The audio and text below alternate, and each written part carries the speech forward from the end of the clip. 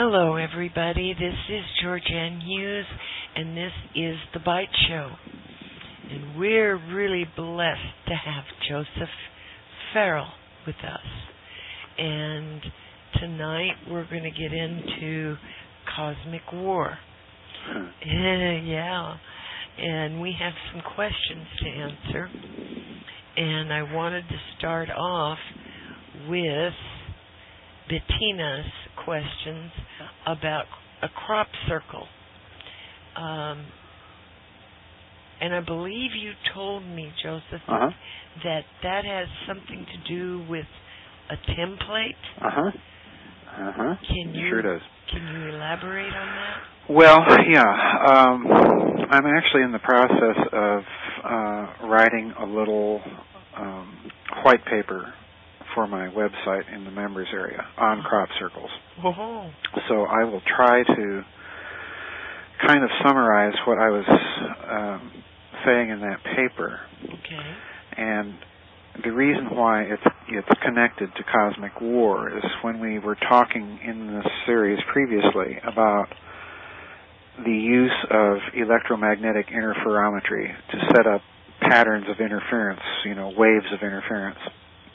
That pattern of interference often acts as a kind of a template to create a certain kind of action in the target area. Well, when you turn to crop circles, you have a number of signatures that, if you look at them carefully, are commonly associated with precisely this type of electromagnetic interferometry. For example, when you look at some crop circle reports, you often find attached to them the fact that people can actually watched them being made, and as they do so, there are little signatures such as glowing balls, floating around in the neighborhood or region of a crop circle. Yeah.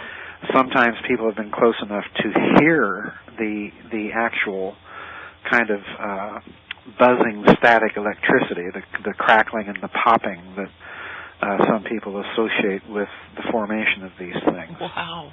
Yeah, which, to me, I think is very interesting. Yeah.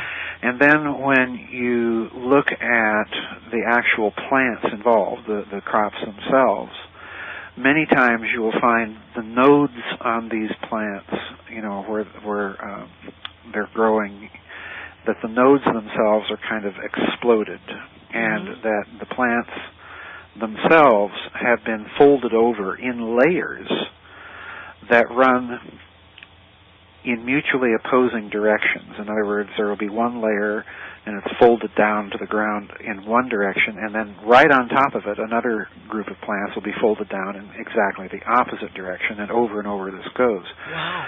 So these are very complex phenomena, and all of this suggests to me, if you turn to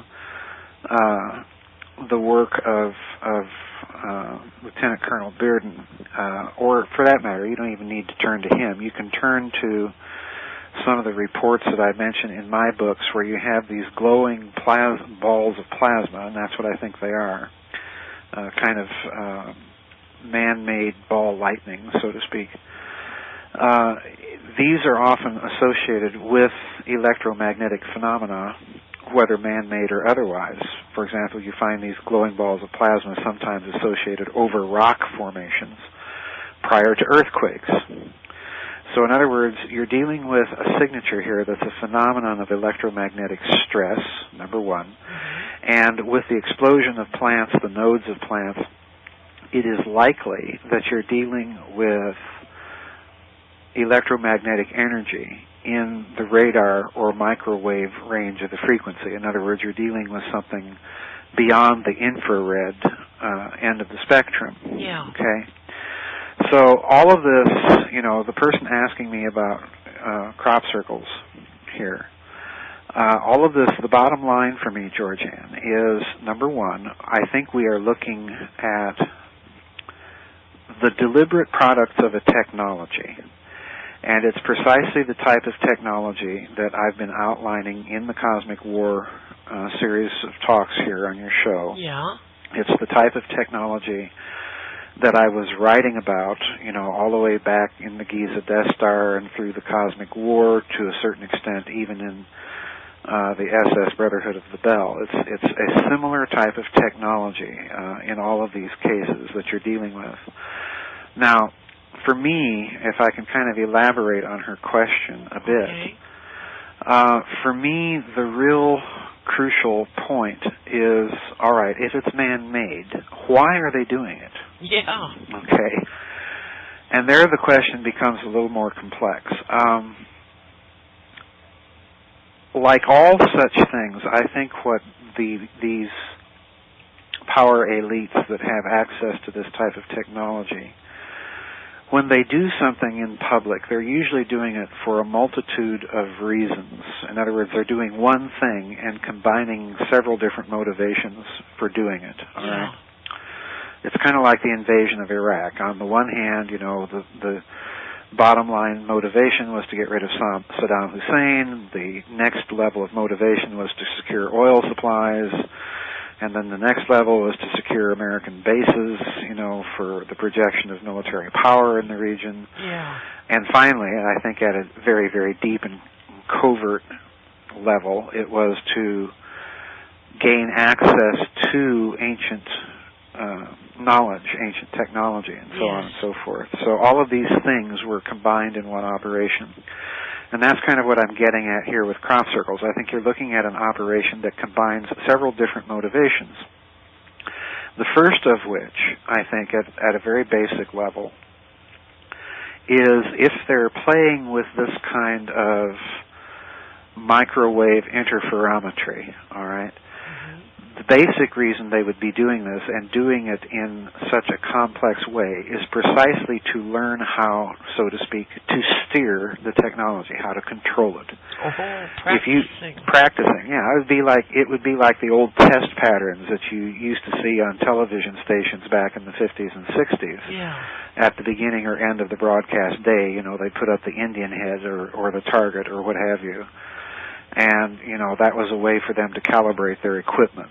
Yeah. I think to a certain extent that's possibly what you're looking at here. You're looking at a kind of a calibration exercise. How thoroughly and smoothly can we control this stuff? And obviously, if that's the case, if my assumption here is true, then they've learned to control it to a very fine art. Now, the second level is this. If they're going to publicly display a technology like this, they're not going to do it in such a way that gives away directly the human hands behind it. So they're going to have to disguise it. They're going to use the technology to create a psychological operation. Yeah. And it's here, I think, that you have to look at the designs in the cereal, in the crops themselves, because one thing above all stands out with these things. The designs typically resemble one of three things. They either resemble mathematical theorems in pictures. In other words, they're just raw exercises in abstract mathematics, or they resemble hieroglyphical things, ancient Egyptian things, or they sometimes resemble technological things. Yeah. And then the third thing, and the most interesting thing, is occasionally you will see themes or pictograms in these crop circles that are straight out of occult literature. And I'm thinking of, for example, of one very famous crop circle that was nothing but a crop circle version of the Sephirot, the tree of life in the Jewish Kabbalah. Yeah. Yeah. So in other words, the fact that you have those types of things being displayed, to me, means that you're dealing with whoever is making these things is dealing from a basis of knowledge of deep human esoteric tradition. And ipso facto, that, to my mind, rules out any sort of extraterrestrial explanation for them. which many people like to see in crop circles. Yeah. I think it's the other way around. Now, all that said, at a final and deepest level of crop circles, I think you do have a bit of an occult agenda going on by the people that have access to this technology, and that they're using this technology to create these images in perhaps the hopes of communicating with higher powers, or in actual communication with them. And in other words, they're using the technology to nakedly, openly perform with drawing these kind of occultic symbols in the cereal to perform ceremonial magic on a very big scale. Oh wow! On a planetary scale. Oh. Yeah, wow. So, those are the four motivations, I think, that are behind it. But I definitely think the bottom line is that you're dealing with a human technology. Wow.